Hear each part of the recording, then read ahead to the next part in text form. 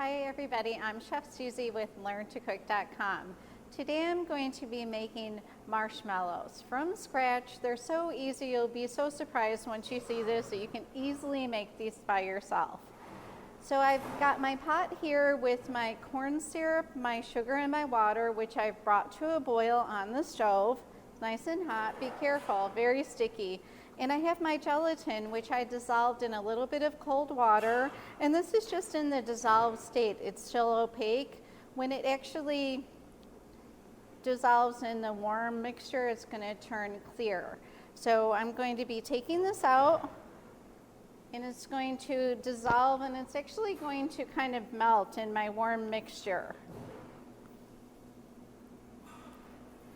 I'm just going to mix this a little bit until it's dissolved.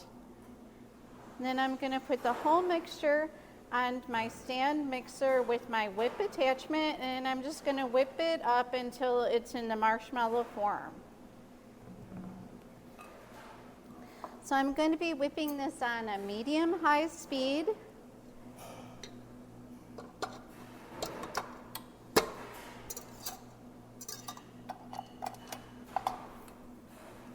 You don't want to put it on high because all of the air that I'm putting in will then be whipped out. So it's going to be on a medium-high speed, and it's just going to work on its own for a little while, and you'll see it become light and aerated. So it's in a nice aerated light stage. And this is perfect for making your own s'mores. You can just take some graham crackers and scoop a little bit on here. Or you can set it up in a pan and then cut it into various shapes later on after it sets. You can pipe this onto your graham cracker or just scoop a little bit. It's marshmallow, so it's always going to be sticky. Just keep that in mind. You're going to have some ribboning. And you can also flavor and color these marshmallows too.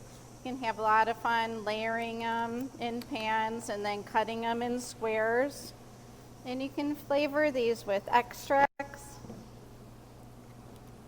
like lemon or strawberry is nice, even coconut. So it does have a tendency to be a little bit messy.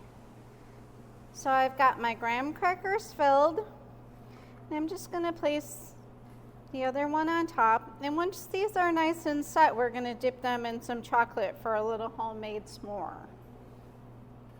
Then we're going to put the remainder of our marshmallow in a pan. We're going to leave it set up for about an hour, and then we can cut it into different shapes and sizes. So I've greased my pan.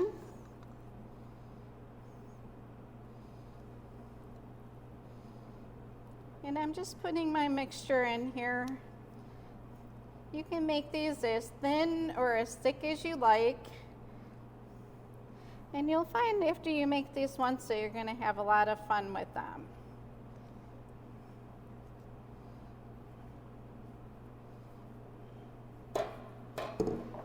And this mixture, you're going to want to set it up at room temperature. You don't need to put it in the refrigerator. It's going to set just fine at room temperature.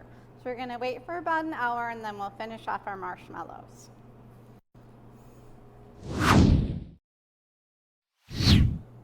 Now that the chocolate on my s'mores have set, we can go ahead and plate it up using our fresh marshmallow.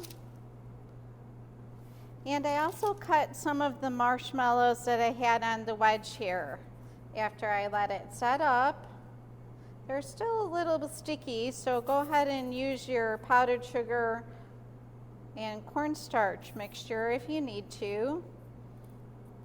And if they're just a little too sticky for you to cut, you can also pop them in the refrigerator or the freezer, and that'll help you out a little bit too. So these are our marshmallows for today, and thanks for joining me, and bon appetit. Well, thanks for joining us today at LearnToCook.com. Be sure to comment and to subscribe. Also visit us on Facebook and Twitter. Have a great day, and thank you.